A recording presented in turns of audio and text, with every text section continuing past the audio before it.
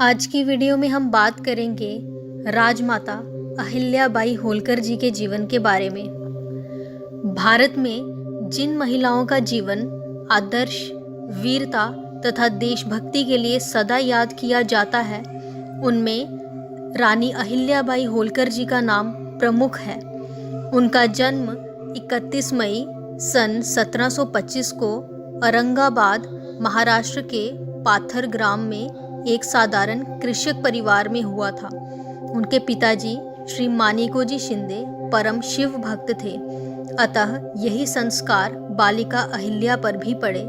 ये क्षेत्र उन दिनों इंदौर के राजा मल्हार राव होलकर के राज्य में था। एक बार राजा उधर से गुजर रहा था। उन्होंने तब मंदिर में हो रही आरती का स्वर सुना तो वे वहीं रुक गए। उन्होंने देखा कि पुजारी के साथ साथ एक बालिका भी पूर्ण मनोयोग के साथ आरती कर रही है। इससे राजा बहुत प्रभावित हुए। उन्होंने गांव वालों से पूछकर उसके पिता को बुलाया और उनसे आग्रह किया कि वे उनकी बेटी को अपनी पुत्र वधू बनाना चाहते हैं। मानिको जी भला क्या कहते, उन्होंने सिर झुका दिया। इस प्रकार वह 8 वर्षीय बालिका इंदौर के राजकुंवर खांडे राव की पत्नी राजमहलों में आ गई।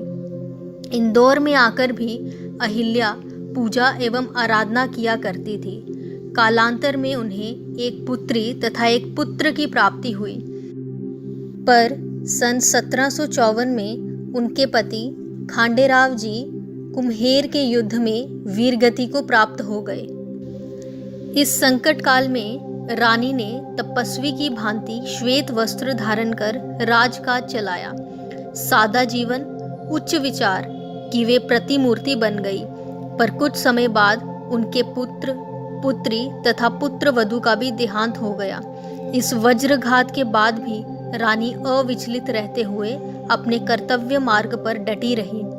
ऐसे में पड़ोसी राजा पेशवा राघोबा ने भारी षड्यंत्र रचा।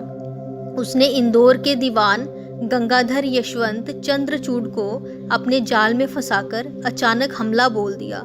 रानी ने हिम्मत नहीं हारी। उन्होंने धैर्य ना खोते हुए पेशवा को एक मार्मिक पत्र लिखा। रानी ने लिखा कि यदि इस युद्ध में आप जीतते हैं तो एक विधवा से जीतकर आपकी कीर्ति नहीं बढ़ेगी, और यदि किसी कारण से आपकी हार हुई तो आपके मुख पर सदा के लिए कलंक लग जाएगा। अंत में उन्होंने लिखा कि मैं मृत्यु या युद्ध से भयभीत होने वाली नारी नहीं हूँ।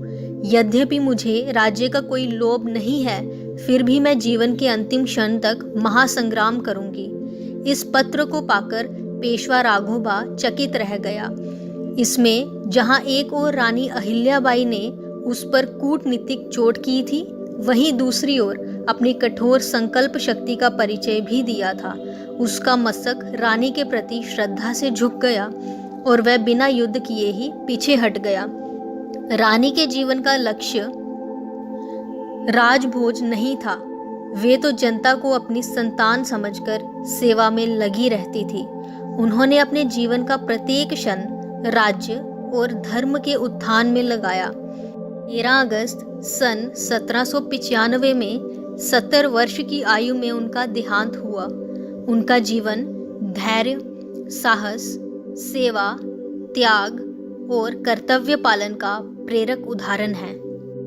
इसीलिए राजमाता अहिल्याबाई होलकर जी के जीवन से हमें सीख लेनी चाहिए और उनके बताए मार्ग पर चलना चाहिए।